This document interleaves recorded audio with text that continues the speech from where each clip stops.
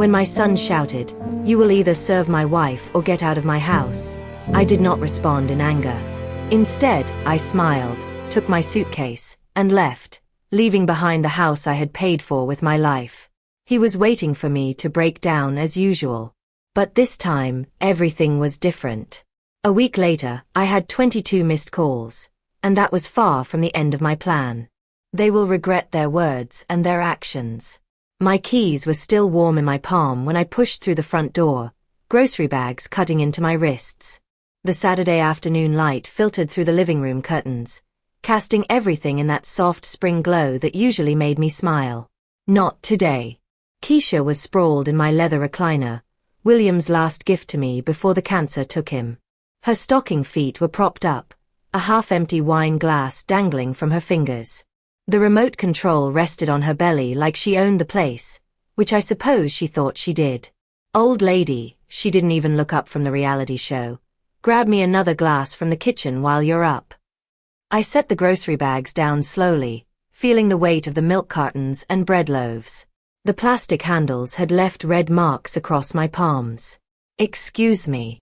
"You heard me." Keisha's eyes stayed fixed on the television screen. "Moscato.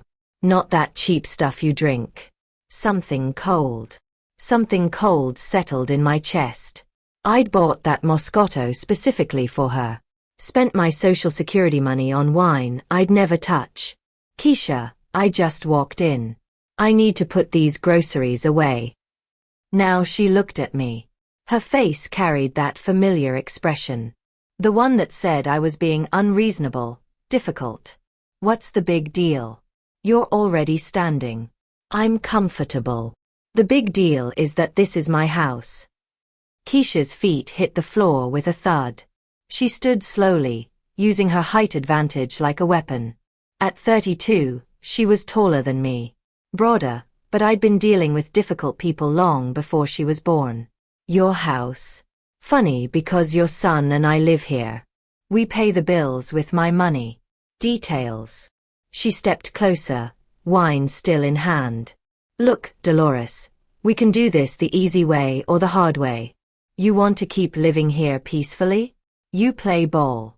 Simple as that." The kitchen door swung open. Marcus appeared, his work shirt untucked, dish towel in his hands. He took in the scene. Keisha standing over me. The tension thick enough to choke on. "What's going on?" His voice carried that warning tone I remembered from his teenage years. "Your mother's being difficult," Keisha said without taking her eyes off me. "I asked her to get me some wine, and she's making it into some kind of federal case." Marcus looked at me with disappointment, like I was a child acting out. "Mama, just get her the wine. It's not worth fighting over." But Keisha wasn't done. She moved closer. Close enough that I could smell the alcohol on her breath. "See, Dolores, here's how it's going to work. You live in our house. You contribute. That means when I ask you to do something, you do it. No questions, no attitude. Our house." I kept my voice level, even though my heart was hammering. "That's right." Marcus stepped beside his wife, presenting a united front. "Mama, you need to decide right now. Either you help Keisha and do what she asks, or you can pack your things and leave." The words hung in the air like smoke. I looked at my son, searching for any hint of the little boy who used to climb into my lap during thunderstorms. He stared back with Keisha's same entitled expression. "All right," I said quietly. Keisha smirked, thinking she'd won. "Good. Now, about that wine. I'll pack." The smirk died on her face. Marcus's mouth fell open slightly, like he'd expected me to crumble, to apologize and shuffle to the kitchen like a beaten dog. I turned toward the hallway, leaving the grocery bags where they sat. Behind me, I heard Keisha's sharp intake of breath. Marcus's whispered, "Mama, wait." But I was already walking toward my bedroom, my footsteps steady on the hardwood floor. William and I had refinished together 20 years ago. The suitcase came down from the closet shelf with a soft thump. I'd bought it for our honeymoon to Savannah, back when William was still alive, and the future stretched ahead like an open road. Now it gaped empty on the bed, waiting to swallow what remained of my life in this house. I packed methodically. Underwear, socks, 3 changes of clothes. Not everything, just enough. From the living room came the low murmur of urgent whispers, Keisha's voice rising occasionally above Marcus's softer tones. They were figuring out what to do, how to handle the old woman's unexpected rebellion. My hands moved without conscious thought, folding blouses and rolling scarves. The photo of William went into the side pocket, wrapped in tissue paper. My medications, reading glasses, the small leather journal where I tracked expenses. When I wheeled the suitcase down the hallway, they stopped talking. Keisha had returned to her chair, but her posture was different now, alert, watchful. Marcus stood by the kitchen doorway, arms crossed, trying to look stern, but failing to hide his uncertainty. Neither of them said goodbye. The car started on the first try. My old Buick, reliable as always. I backed out of the driveway without looking at the house, without seeing if they were watching from the window. The 30-minute drive to Magnolia Inn gave me time to think. The memories came in waves as I drove through downtown Maplewood. Marcus's college tuition, $40,000 a year for that fancy private school he had insisted on. I'd worked overtime at the bank for 4 straight years, taking on extra clients, staying late to review loan applications. My hands cramped just remembering all those forms. His wedding had cost $25,000. Keisha's family couldn't afford their half, so I'd covered it quietly, not wanting to embarrass anyone. The reception hall, the flowers, her dress, everything had to be perfect for my baby boy's special day. Then came the house. $80,000 from my retirement savings for their down payment because young couples needed help getting started. That's what mothers did, I told myself. That's what William would have wanted. The monthly payments followed like clockwork. $1,200 for their mortgage, $300 for utilities, $500 for groceries when money got tight. My Social Security check disappeared into their lives piece by piece, and I'd convinced myself it was love. Magnolia Inn sat on the outskirts of town, a low building with faded paint and a neon sign that flickered intermittently. The room was small but clean. A bed, a chair, a tiny table by the window. I set my suitcase on the luggage rack and sat heavily on the mattress edge. The silence was different here. Not the comfortable quiet of my own home, but the hollow emptiness of a temporary space. I pulled out my phone and scrolled through the contacts. Bank numbers, insurance companies, credit card services, numbers I knew by heart from 30 years in finance. Tomorrow was Sunday, but some things could still be done. Some calls could still be made. I opened my laptop on the small table and logged into my online banking. Account balances glowed on the screen. Checking, savings, retirement accounts, numbers that represented a lifetime of careful planning, of denying myself small luxuries so I could take care of my family. The cursor blinked in the search bar, waiting for me to decide what came next. Sunday morning arrived gray and overcast, fitting my mood perfectly. I spread my paperwork across the motel table like a general planning a campaign. Bank statements, insurance policies, legal documents, everything organized, everything within reach. The first call went to Community Trust Bank. Sunday banking was limited, but automated systems never slept. "Good morning, Mrs. Williams," the representative said after I navigated through the phone tree. "How can I help you today?" "I need to cancel the automatic mortgage payment for 847 Magnolia Street, the account ending in 4729. A pause. Computer keys clicking. "Ma'am, I show that payment has been active for 5 years. Are you sure you want to discontinue it?" "Completely sure. May I ask the reason for the change?"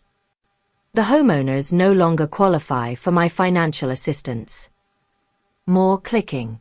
"Very well, Mrs. Williams. The automatic payment will be cancelled effective immediately. You should receive written confirmation within 3 business days." The second call was easier.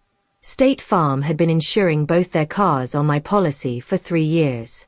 Keisha's Nissan, Marcus's Honda. $280 every month for vehicles I never drove.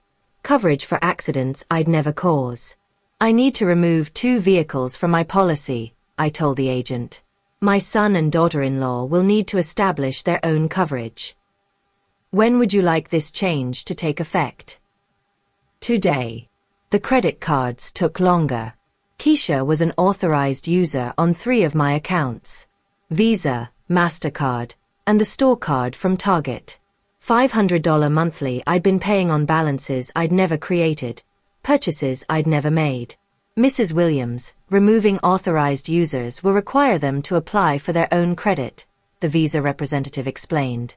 Any outstanding balances will remain your responsibility, but they won't be able to make new charges.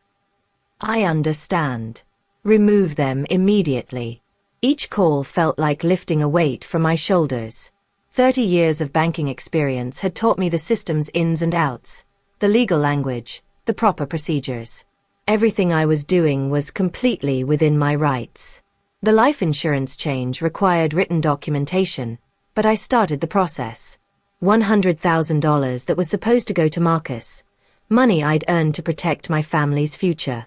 But family meant something different now. By noon, I'd made 8 calls. Mortgage payments stopped, insurance cancelled, credit cards blocked, the automatic transfers that had been bleeding my accounts dry for years. All of it ended with polite conversations and confirmation numbers. I sat back in the cheap motel chair and looked at my notes. Confirmation numbers, reference codes, effective dates. The paper trail of financial independence. My phone sat silent on the table. No missed calls. No urgent messages. They didn't know yet. Probably wouldn't know until the first payment bounced. The first bill arrived with their names on it instead of mine. But they would know soon enough.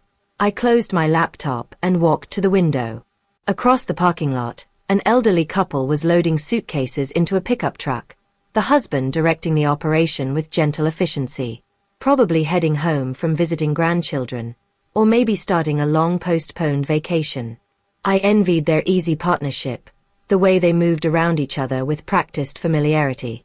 William and I had been like that once. My phone buzzed against the table. Unknown number. I let it ring. The week passed quietly for me, but apparently not for them. I'd settled into a routine at Magnolia Inn. Coffee from the lobby, breakfast at Mama's kitchen down the street, long walks around Maplewood's quiet neighborhoods. My phone accumulated missed calls like a collection I had no interest in starting. By Wednesday, there were 12 messages. By Friday, 22. I listened to them in chronological order, watching the progression from confusion to anger to desperation. The first few were almost casual. Marcus asking if there was some kind of banking error with the mortgage payment. Keisha leaving brief, annoyed messages about the car insurance lapsing. But by the middle of the week, panic had crept in. Mama, what the hell is going on? Marcus's voice cracked with frustration. The bank says you stopped the automatic payment. They want the full amount by Friday or they'll start foreclosure proceedings. Keisha's messages grew increasingly aggressive. Dolores, you need to fix this right now. I've got people asking questions about my insurance. You're making us look like deadbeats. The later calls bordered on begging. Marcus crying, promising they'd work something out if I just called them back. Keisha trying a different approach, claiming she'd been too harsh and wanted to make things right. I deleted each message after listening, feeling nothing but mild curiosity about their growing desperation. Thursday morning brought a knock at my motel room door. Through the peephole, I saw them both. Marcus in a wrinkled polo, Keisha in her nursing scrubs, both looking like they'd slept badly. I opened the door but didn't invite them in. Mama. Marcus's eyes were red-rimmed. His usual composure cracked. We need to talk. About what? Keisha pushed forward, her face flushed with anger. About the fact that you're trying to ruin our lives over some stupid argument about wine. I'm not trying to ruin anything, I said calmly. I'm simply no longer paying for your lives. The mortgage, Dolores. Keisha's voice rose. You can't just stop paying the mortgage. That's our house. Actually, it's my house. My name on the deed. My signature on the loan. You two were just guests. Marcus grabbed Keisha's arm as she stepped closer to the door. Mama, please. We can work this out. Keisha was wrong to talk to you that way. We both were. But you can't just leave us with no warning, no discussion. You gave me an ultimatum, I reminded him. Do what Keisha says or get out. Those were your exact words. I didn't mean it like that. Yes, you did. I looked at my son, seeing a stranger wearing his face. You meant every word. You just didn't expect me to choose option 2. Keisha tried a different approach, her voice artificially calm. Look, we all said things we didn't mean. But you're talking about our home, our credit, our whole lives. You can't just pull the rug out like this. I can, and I did. I started to close the door. You wanted me to leave. I left. You wanted to handle your own lives. Now you can. Mama, wait. Marcus's voice broke. What about family? What about everything we've been through together? I paused, looking at his desperate face. For a moment, I remembered the little boy who used to help me plant tomatoes in the backyard, who brought me wildflowers he'd picked from the vacant lot. But that little boy had grown into someone who could stand by while his wife humiliated his mother in her own living room. Family works both ways, sweetheart, I said quietly. I spent 5 years taking care of you both. When it was time for you to take care of me, you chose her instead. Keisha's fake composure cracked. You crazy old woman. You can't just. I can call the police if you keep raising your voice, I interrupted. This is private property, and you're disturbing the peace. They stared at me, probably seeing me clearly for the first time in years. Not the soft-hearted mother and grandmother-to-be, not the convenient bank account with legs, just a woman who'd finally learned to say no. Keisha grabbed Marcus's elbow. Come on, we'll figure this out ourselves. They walked back to their car, Keisha's swagger replaced by worried hunching. Marcus looking back over his shoulder like he was seeing a stranger. I watched them drive away, then closed the door and returned to my laptop. There were still calls to make, still accounts to close. The work of dismantling a relationship was far from finished. I needed coffee and a chance to think clearly. Mama's kitchen on Main Street had always been my refuge when William was alive. He'd meet me there after his doctor appointments, and we'd split a piece of sweet potato pie while discussing nothing important. Tuesday morning found me walking the familiar 3 blocks, my breath visible in the crisp morning air. The routine felt grounding after yesterday's confrontation. The diner's bell chimed as I entered. Coffee steam and bacon grease created that comfortable fog of normalcy I craved. I'd barely settled into my usual corner booth when a familiar voice called out, Dolores Williams. Well, I'll be blessed. Lorraine Jackson rose from a table near the window, newspaper folded under her arm. We'd worked together at Community Trust for 15 years before her transfer to the main branch. Lorraine had handled commercial loans while I managed personal accounts, but we'd shared enough coffee breaks to consider ourselves friends. Lorraine. I stood to embrace her. Good to see you. Mind if I join you? Haven't seen you since William's service. She slid into the opposite seat without waiting for an answer. Heard you moved out to Magnolia Inn.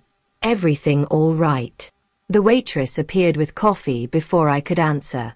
I used the interruption to consider how much to share. Lorraine was trustworthy, but she was also a banker with professional obligations. Family situation, I said finally. Needed some space to think things through. Lorraine nodded slowly, studying my face. That daughter-in-law of yours tried to pull a fast one on us a few months back. My coffee cup stopped halfway to my lips. What kind of fast one? Wanted a home equity loan on your house. $50,000. Lorraine's expression darkened. Claimed it was her property. Brought in documentation and everything. The diner's ambient noise seemed to fade. My house. She said she owned my house. That's right. Had some paperwork that looked official at first glance, but when we ran the title search, Lorraine shook her head. Everything came back to you, of course. Clean title, no co-signers, nothing that would give her any claim to the property. I set my cup down carefully, processing this information. When exactly did this happen?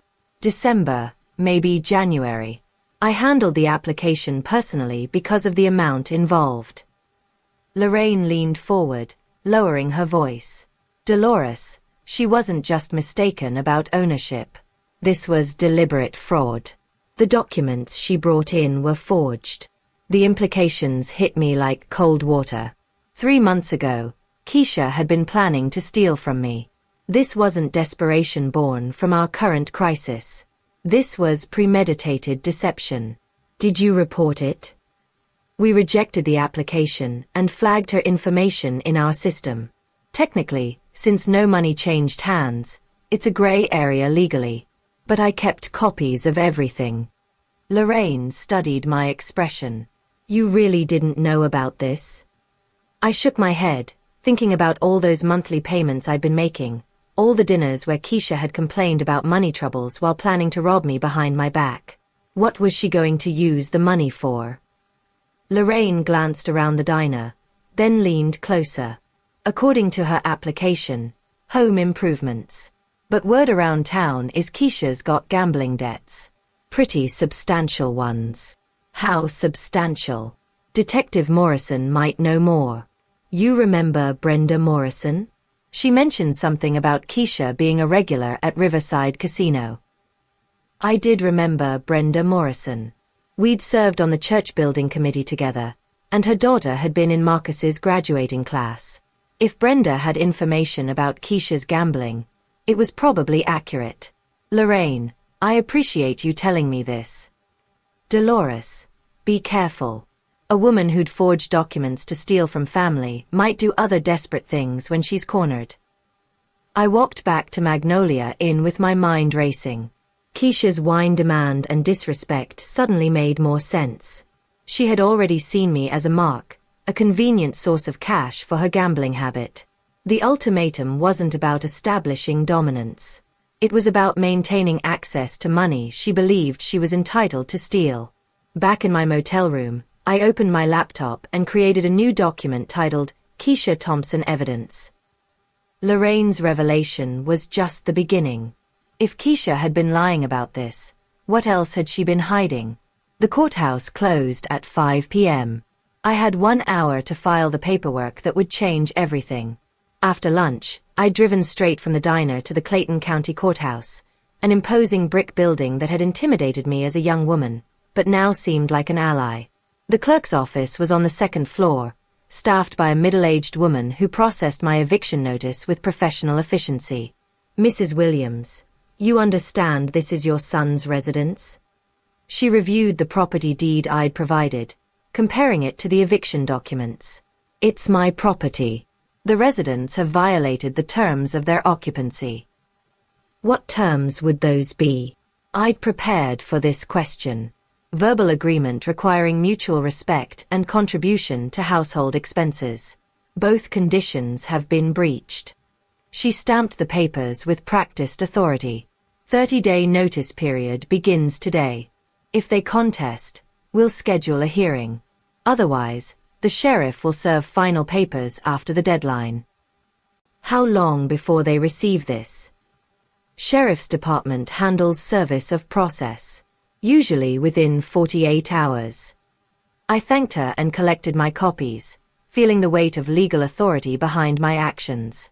No more financial manipulation or emotional blackmail. Everything was going through proper channels now. My next stop was the police station. Detective Brenda Morrison's office was tucked in the back corner of the building, a cramped space dominated by filing cabinets and coffee-stained paperwork. Brenda had aged since I'd last seen her. More gray hair, deeper lines around her eyes. But her handshake was still firm. Dolores, what brings you to my corner of the world? Information gathering. Lorraine Jackson mentioned you might know something about Keisha Thompson's gambling activities. Brenda's expression shifted to professional interest. Your daughter-in-law? What's the context here? I explained the situation briefly. The ultimatum, my departure, the discovery of Keisha's attempted loan fraud. Brenda listened without interrupting, occasionally making notes. Keisha's definitely known at Riverside, Brenda said when I finished. Regular player, usually at the slot machines and card tables. Staff mentioned she's been more frequent lately, playing higher stakes. Any idea how much she owes? Different creditors, different amounts. We've had calls about collection issues. Nothing criminal yet, but heading that direction. I'd estimate 18 to 20,000 total. The numbers staggered me. Keisha had been living in my house, eating my food, demanding my respect while secretly burning through enough money to buy a decent car. Who are these creditors?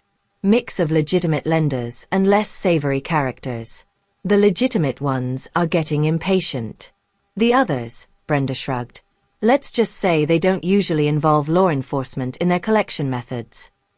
What's the timeline looking like? She's been stalling for about 6 weeks. Most creditors will give someone 3 months before escalating. Keisha's running out of road. I left the police station with a clearer picture of my daughter-in-law's situation. The gambling explained her desperation, her attempt to fraudulently mortgage my house, and her increasing aggression toward me. I wasn't just a convenient funding source. I was her only hope of avoiding serious consequences. That evening, I sat in my motel room reviewing the day's progress. Legal eviction notice filed and ready for service. Confirmation of Keisha's gambling debts and fraudulent activities. A growing network of professional allies who understood the real situation.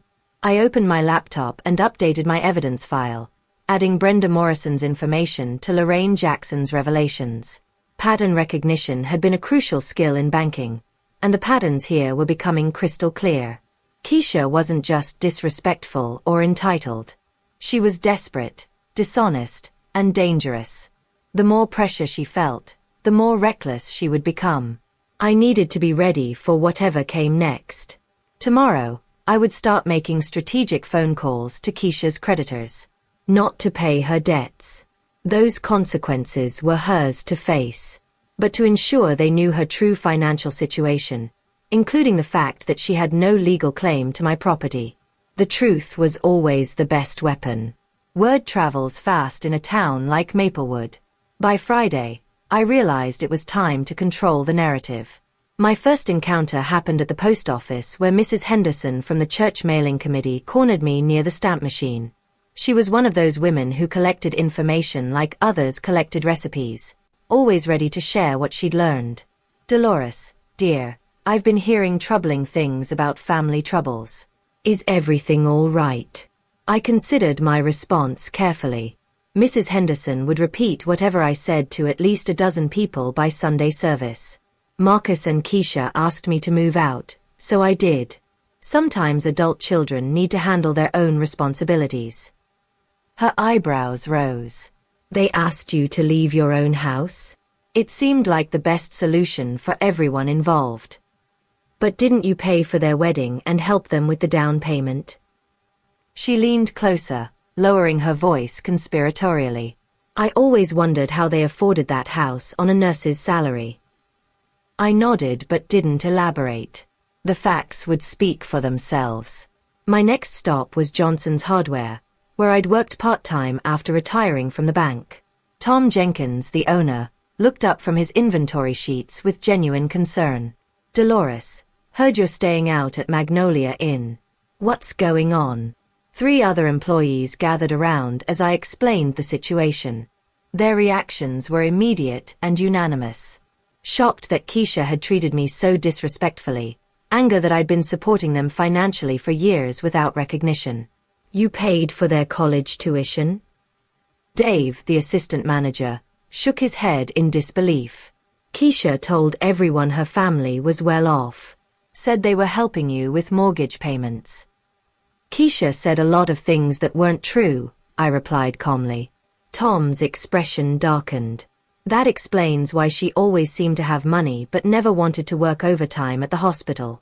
We heard she was always calling in sick or leaving early. By the time I left the hardware store, I knew the real story would be all over town within hours. Maplewood's small-town network was more efficient than any advertising campaign. My third stop was Mt. Zion Baptist Church, where Pastor Williams was preparing for the weekend services. He invited me into his office, offering coffee in a chair that had comforted many troubled parishioners over the years. "Dolores, several people have mentioned they're concerned about you. Can you help me understand what's happening?" I appreciated Pastor Williams's direct approach. He wasn't fishing for gossip. He was trying to help a member of his congregation. "Pastor, I've been financially supporting my son and daughter-in-law for 5 years. Last weekend, they made it clear that my presence in the house was conditional on my following Keisha's orders. I chose to leave rather than accept that arrangement. That must have been incredibly painful." "It was clarifying," I said honestly.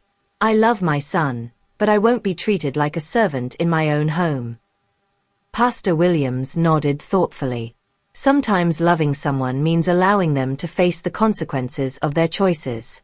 It sounds like you've been protecting them from those consequences for a long time."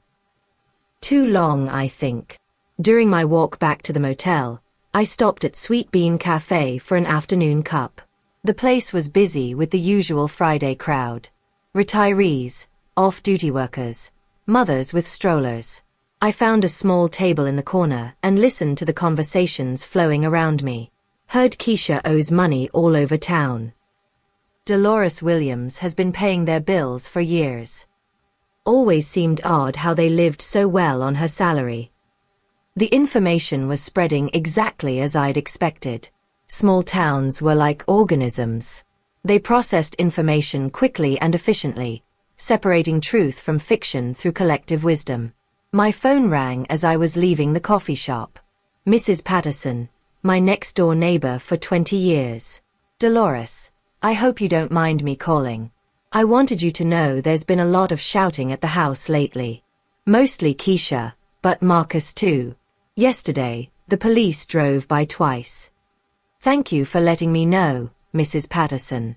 I appreciate you keeping an eye on things. Are you safe where you're staying? Do you need anything?" The genuine concern in her voice reminded me that community support came in many forms. "I'm fine, thank you. Just taking things one day at a time." That evening, I sat in my motel room reviewing the day's conversations. The social pressure was building naturally without any vindictive effort on my part. People simply recognized injustice when they saw it clearly. My phone rang again. Unknown number, but I recognized the area code. One of Keisha's creditors most likely. I let it go to voicemail, then listened to the message. "This is Marcus Webb from Frontier Financial Services. We're looking for Keisha Thompson regarding a past due account. Please call us at your earliest convenience." They were calling me because Keisha had probably listed my house as her address on credit applications. More evidence of her deception. More proof that she'd been planning to make me responsible for her debts. I deleted the message and opened my laptop. Time to update my evidence file with today's discoveries. I should have expected them to fight back. Keisha never was one to go down quietly. Saturday morning started peacefully enough. I was reviewing bank statements over coffee when my phone began ringing. First Tom from the hardware store, then Mrs. Henderson, then Pastor Williams. Each call brought the same disturbing news. Keisha was making rounds through town, spreading an alternative version of events. "Dolores, I think you need to know what she's saying." Tom's voice carried barely controlled anger. "She came in here about an hour ago, loud as you please, telling everyone you abandoned them without warning. Claims you promised to always take care of them, then changed your mind out of spite. What exactly did she say? That you're having some kind of mental breakdown. Said you threw them out because Marcus wouldn't let you control every decision in their lives." Tom paused. "She's also claiming there's a family medical emergency that requires money, and you're refusing to help." I thanked Tom and hung up. My mind was already working through the implications. Keisha was desperate enough to launch a public relations campaign, which meant the pressure from her creditors was intensifying. The next call confirmed my suspicions. Mrs. Williams, this is Detective Morrison. I wanted to give you a heads up. Keisha Thompson was here this morning filing a complaint about elder abuse. Claims you're being manipulated by someone at the bank to make bad financial decisions. Elder abuse. Complete nonsense, of course. But she's trying to create an official record of your supposed mental incompetence. I told her we'd need medical documentation and witness statements, which she obviously can't provide. 20 minutes later, my phone rang again. Marcus's number. Mama, please pick up. I know you're angry, but there are things you don't understand. His voice was thick with tears. Keisha's pregnant. Mama. The stress from all this is making her sick. The doctor says if things don't calm down, she could lose the baby. I felt a familiar twist in my stomach, the same protective instinct that had made me vulnerable to their manipulation for years. But something in his tone seemed rehearsed, desperate in a calculated way. Congratulations on the pregnancy, sweetheart. When did you find out? Last week. Right before everything fell apart. His voice broke convincingly. Mama, I can't let Keisha lose my baby because of money problems. You always said family comes first. Family does come first. That's why I spent $40,000 on your education and $25,000 on your wedding. But what about now? What about your grandchild? The question hung in the air. If Keisha was really pregnant, if there was really a medical crisis, then my actions could have unintended consequences. But the timing seemed too convenient. The emotional manipulation too practiced.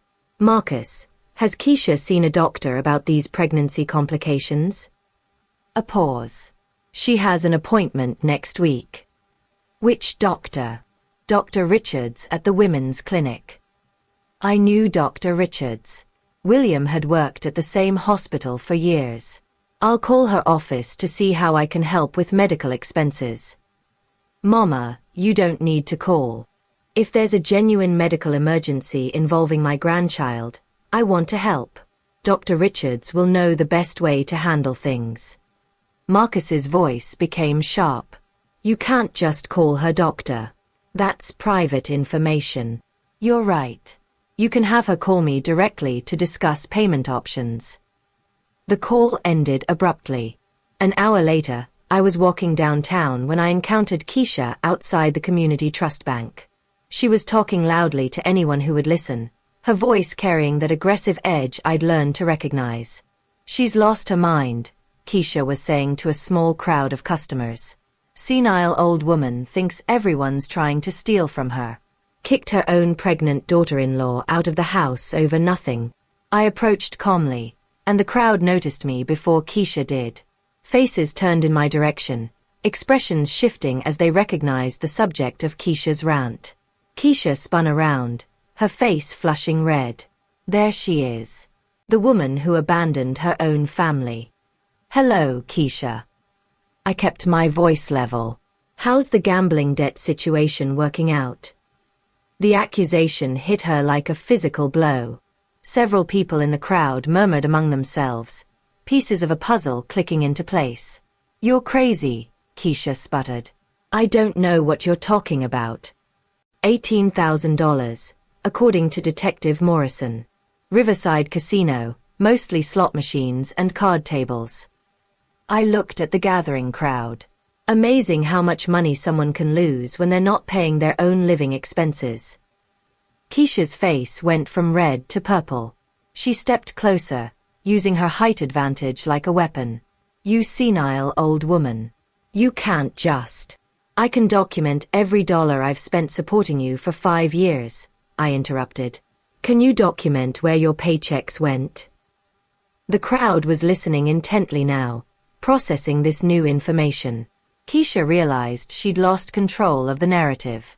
Come on, she growled, pushing through the crowd. This isn't over, Dolores. I watched her storm away, noting how several people pulled out their phones. The real story would be all over social media within the hour. Back at the motel, I opened my laptop and began documenting the day's events. Keisha's counterattack was failing because it was built on lies that couldn't withstand scrutiny. The community knew my character too well to believe her accusations of mental incompetence or vindictive abandonment. But the pregnancy claim worried me. If Keisha was really pregnant, the situation became more complicated. I needed verification before making my next move. I picked up my phone and dialed Dr. Richards's office. If there was a real medical emergency, I would help. But I wouldn't be manipulated by fabricated crisis. Keisha's public threats had crossed the line. I walked back to my motel room, pulled out my phone, and called Detective Morrison. "Brenda, we need to talk. Keisha's behavior today showed a pattern of escalation that concerns me." "How so?" "She confronted me publicly, made threatening gestures in front of witnesses, and her whole demeanor suggested someone losing control." I looked out my motel window toward downtown. I'd like to file a formal complaint and explore protection options. "Come in tomorrow morning. Bring any documentation you have." But I didn't need to wait until morning.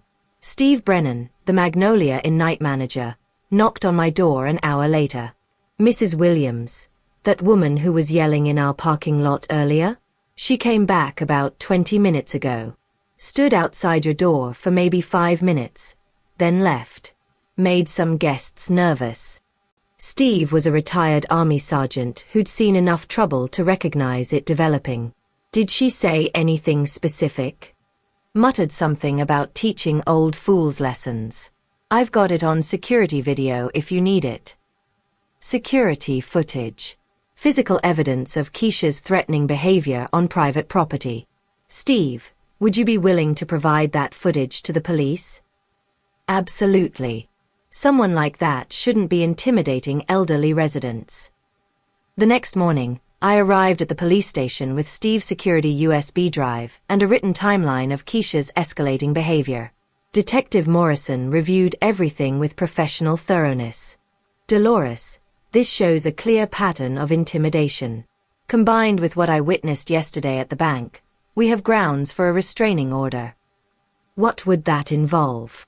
"Legal prohibition against Keisha coming within 500 feet of you or your property. Violation means immediate arrest." Brenda leaned back in her chair. "There's something else you should know. Keisha consulted with a lawyer Friday about adverse possession laws." The words hit me like cold water. Squatters' rights. Exactly. She was researching whether she could claim legal ownership of your house based on living there continuously. Brenda's expression was grim. "Georgia requires 20 years of hostile occupation for adverse possession. They've been there 3 years. She was probably researching other angles too." The implications staggered me. Keisha hadn't just been freeloading. She'd been executing a long-term plan to steal my family home through legal technicalities. Does she have any legitimate claim? None whatsoever. Adverse possession requires hostile occupation without the owner's permission. Since you gave them permission to live there, and they never paid rent or property taxes, there's no legal basis. Brenda pulled out a file folder. "But it shows premeditation. She's been planning this theft for years. What about the restraining order?" "I can fast-track it given the evidence. You'll have it by this afternoon." I left the police station with a new understanding of my daughter-in-law's character. The wine incident hadn't been about establishing dominance. It had been about maintaining a deception that would culminate in stealing my home. Walking back to my car, I pulled out my phone and scrolled through my contacts. Time to make some strategic calls. The first was to Marcus Webb at Frontier Financial Services, one of Keisha's creditors who'd been calling my number. "Mr. Webb, I'm returning your call about Keisha Thompson. I need to clarify something important. She doesn't live at my address anymore and has no legal claim to my property. She listed that address as her residence on all credit applications. She was a guest in my home. I evicted her last week. If you're looking for her, she works at Southside Medical Center as a nurse. The second call was to Continental Credit Recovery. This is Dolores Williams. You've been calling about Keisha Thompson's debts. I want to clarify that Ms. Thompson has no ownership interest in my property and is no longer residing there. Each call was brief and factual. I wasn't paying Keisha's debts or providing personal information, just correcting the false address she'd been using to avoid her creditors. By noon, I'd contacted 6 different collection agencies. Keisha's carefully constructed house of cards was about to collapse. That afternoon, Judge Morrison signed my restraining order. Keisha Thompson was now legally prohibited from coming within 500 feet of me or my property. Violation would result in immediate arrest and possible jail time. I drove back to Magnolia Inn, feeling the satisfaction of justice properly applied. Keisha had spent 3 years planning to steal my home. Now she couldn't even approach it legally. My phone buzzed with a text from an unknown number. "This isn't over, old woman." I forwarded the message to Detective Morrison, then blocked the number. Evidence collection had become second nature. Monday morning, I filed the restraining order. By noon, I was watching Keisha's world collapse from multiple directions. The courthouse clerk stamped the final copy with efficient authority. "Mrs. Williams, this order is effective immediately. Any contact or approach within 500 feet constitutes a violation." I thanked her and walked to my car, knowing the sheriff's deputy would serve Keisha the papers within hours. My phone was already ringing. "Dolores, this is Sandra Mitchell from Southside Medical Center." Sandra was Keisha's supervisor, a decent woman who'd built her nursing department on reputation and trust. "I need to ask you something directly. Are the things Keisha's been saying about you true?" "What has she been saying?" "That you had some kind of breakdown and threw her out because of dementia. That there's a family medical emergency, and you're refusing to help." Sandra's voice carried skepticism. "Thing is, Dolores, I've known you for 15 years. This doesn't sound like the woman who organized our hospital fundraiser every year." "Sandra, Keisha gave me an ultimatum to obey her orders or leave. I chose to leave. There's no medical emergency, and my mental faculties are fine, as my banker, lawyer, and police detective can confirm." A long pause. "I was afraid of that. Dolores, I've got 3 patients today who mentioned Keisha owing them money. One recognized her from the casino. This is affecting my department's reputation." "I understand. I'm going to have to let her go. Can't have this kind of controversy around patients who trust us with their health." 20 minutes later, I was having coffee at Mama's kitchen when I saw the first debt collector pull up to my former house. Continental Credit Recovery, based on the magnetic door sign. I'd spoken with them Friday about Keisha's false address claims. My phone rang. Marcus's number. "Mama, there are men at the house asking about Keisha's debts. They want to know about our assets, our income, everything." His voice carried genuine panic now. "What did you tell them?" "I told them the truth. That Keisha doesn't own your property and no longer lives there. But they're talking about garnishing wages, seizing assets." "Mama, I don't understand any of this." "Sweetheart, that's what happens when someone borrows money they can't repay. Those are consequences Keisha created, not me. She owes $18,000. How is that possible?" So, he really hadn't known the full extent. Gambling debts. Riverside Casino, according to Detective Morrison. Silence on the line. Then quietly, she told me she was working extra shifts those nights. "I'm sorry you're learning this way, Marcus." And the sheriff's deputy was here too. Served Keisha some kind of legal papers.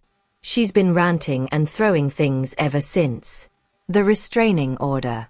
Keisha was probably just realizing that her options had evaporated completely. "Mama, she's talking about leaving town. Says there's nothing left here for her." His voice cracked. "What am I supposed to do?" Make decisions based on who Keisha really is, not who you hoped she was. That evening, I parked across the street from my former house and watched the chaos unfold. 3 different creditor vehicles had visited during the day. Mrs. Patterson next door waved at me sadly. She'd been watching the situation develop with the concern of a long-time neighbor.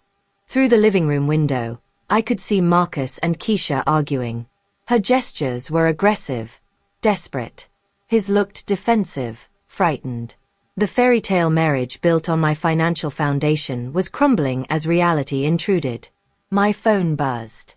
A text from Steve at Magnolia Inn. That woman tried to get in the building again. Told her about the restraining order. She left, but she was really angry. I forwarded the message to Detective Morrison. Keisha was violating the restraining order within hours of being served. Her desperation was making her reckless, which made her dangerous.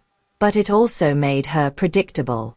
A desperate woman with gambling debts, no job, and legal troubles had limited options. She could face her responsibilities like an adult, or she could run. Given what I'd learned about Keisha's character, running seemed most likely. I drove back to Magnolia Inn, considering the implications. If Keisha fled town to escape her creditors, what would happen to Marcus? Would he go with her, choosing loyalty to a woman who deceived him for years? Or would he finally see her clearly and make a different choice? Either way, the consequences were theirs to face. I'd spent 5 years protecting them from reality. That protection had ended the day they asked me to choose between my dignity and their demands. I'd chosen dignity. Now they could choose their own path forward. 2 days of watching their desperation was enough. I called Marcus Wednesday morning and told him to meet me at the diner. Just him. I can't leave Keisha alone right now, Mama. She's really struggling with everything that's happening. Then we have nothing to discuss. The restraining order means I can't be around her anyway. A long pause. Where do you want to meet? Mama's kitchen. 2 o'clock. Back corner booth where we can talk privately. I arrived early and chose the booth facing away from the street. I wanted this conversation to focus on words, not worried glances at passing cars. When Marcus arrived, he looked older than his 30 years. Stress lines around his eyes, nervous fidgeting with his car keys. He slid into the opposite seat and immediately started talking. Mama, I know you're angry, but Keisha's lost her job, and these debt collectors won't leave us alone. The phone rings constantly. People are showing up at the door demanding money we don't have. I waited until he finished, then spoke calmly. I'm offering you one chance to end this with some dignity, Marcus. What do you mean? Public acknowledgement of the truth. Full disclosure of how much I've supported you both, and an honest explanation of why I left. His face flushed. You want me to humiliate myself in front of the whole town? I want you to tell the truth. There's a difference. What kind of acknowledgement? I'd spent 2 days thinking through exactly what justice required. Church announcement Sunday during testimony time. Letter to the editor of the Tribune. Facebook post visible to all our mutual connections. Full details about college tuition, wedding costs, mortgage payments, and the ultimatum that caused me to leave. Mama, people will think. People will think you had a mother who loved you enough to sacrifice her retirement security for your happiness, and that you took it for granted until it was gone. Marcus stared at his untouched coffee. What about Keisha? Keisha is no longer part of any equation involving me. The restraining order is permanent. If you choose to stay married to her, that's your decision. But it means choosing her over any relationship with me. You're asking me to choose between my wife and my mother. I'm asking you to choose between a woman who threatened me and a woman who raised you. The fact that you see those as equivalent choices tells me everything about how far we've drifted apart. He was quiet for a long moment, processing the implications. What about the house? It's been in our family for generations. It's going to the Georgia Veterans Housing Initiative. 3 families of veterans will live there. People who understand what service and sacrifice actually mean. The words hit him like a physical blow. The will's already changed. Witnessed, signed, and filed with my attorney. I kept my voice gentle but firm. Even if you do everything I've asked perfectly, the house won't come back to you. That decision is final. Why? Because I need to know that any reconciliation between us is based on love, not inheritance expectations. For 5 years, you treated me like a convenient funding source. I want to see if there's anything left between us beyond financial dependency. Marcus's eyes filled with tears. Real ones this time, not the calculated manipulation I'd grown accustomed to. I'm sorry, Mama. I really am. I never meant for things to go this far. Sorry isn't enough anymore, sweetheart. The whole town watched you and Keisha treat me like a servant in my own home. They watched you choose her demands over my dignity. Words are just words now.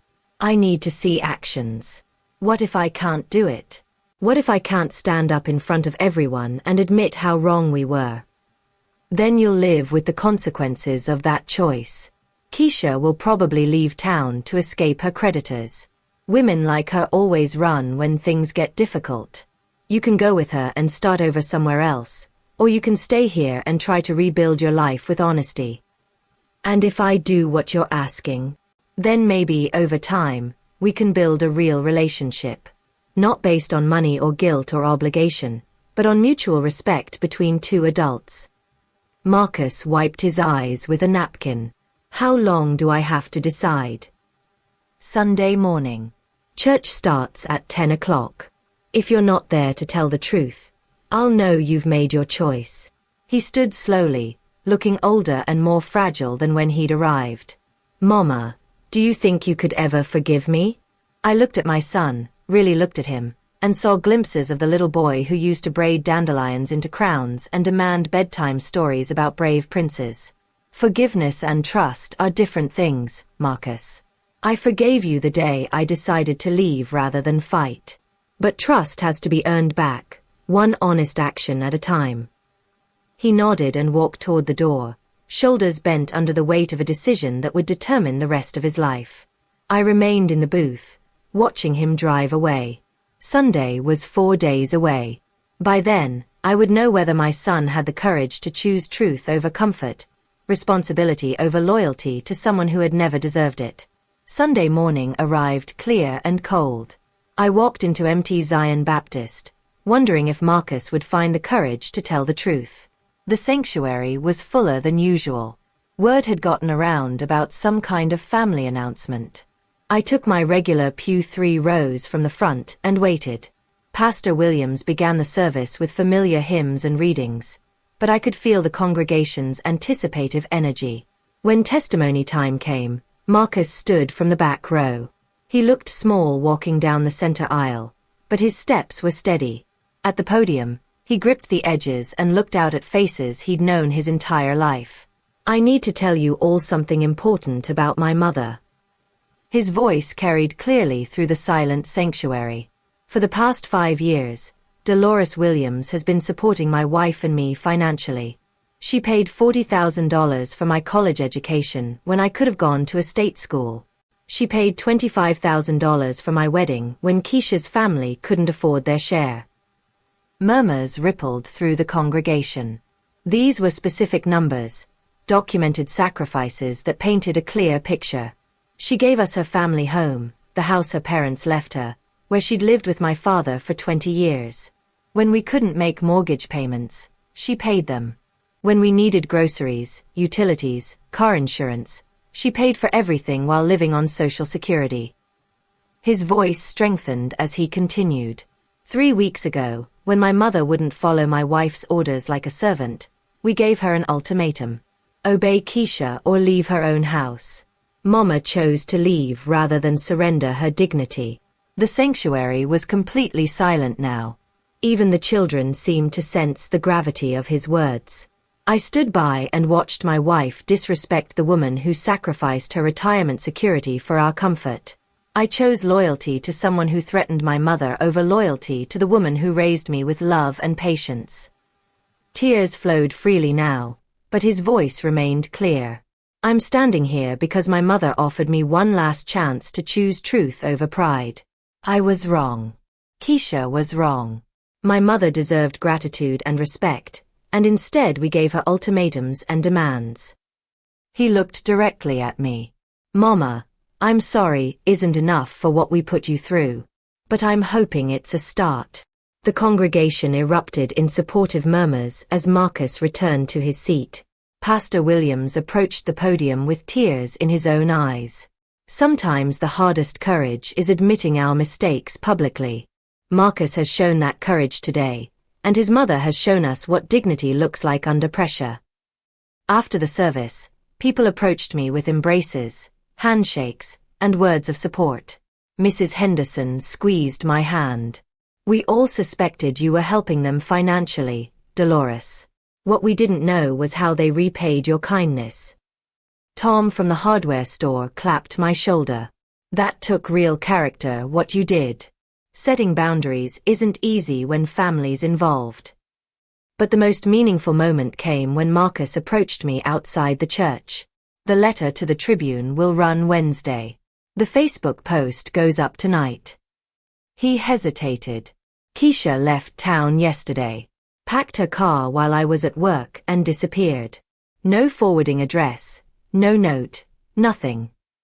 I wasn't surprised. Women like Keisha always ran when confronted with consequences.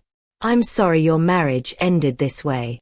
I'm not, he said quietly. I filed for divorce this morning. Found out she'd been using my credit cards for gambling without telling me. The debts are worse than we thought. 3 months later, I stood in the front yard of my former family home, watching 3 veteran families move into the transitional housing units the Georgia Veterans Housing Initiative had created. The house had been renovated into separate apartments, each family getting privacy while sharing common areas.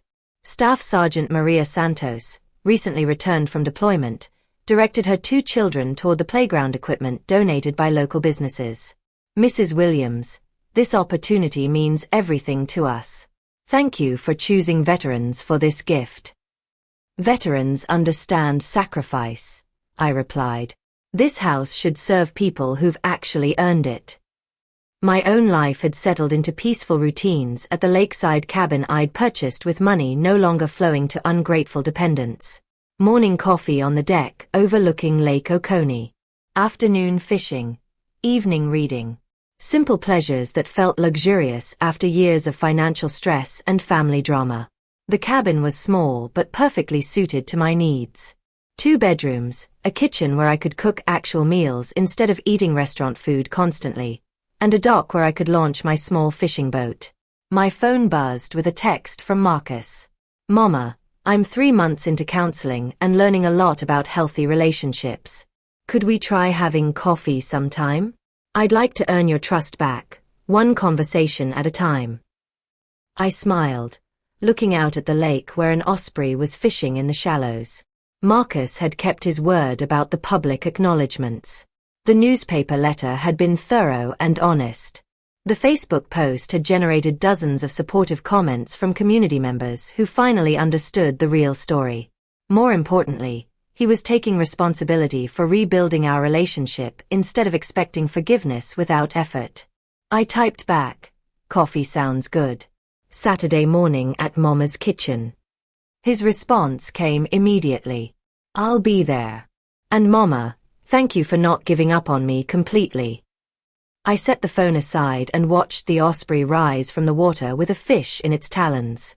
Sometimes patience and dignity were rewarded, even when the wait seemed endless. The sun was setting over the Georgia pines, painting the lake surface gold and orange. In the distance, I could hear children laughing at the veterans' housing complex, families building new lives in the home where I'd learned the difference between generosity and enabling. Justice served, dignity preserved, and maybe, just maybe, a son ready to earn back his mother's trust through honest effort rather than emotional manipulation. It had been worth the wait.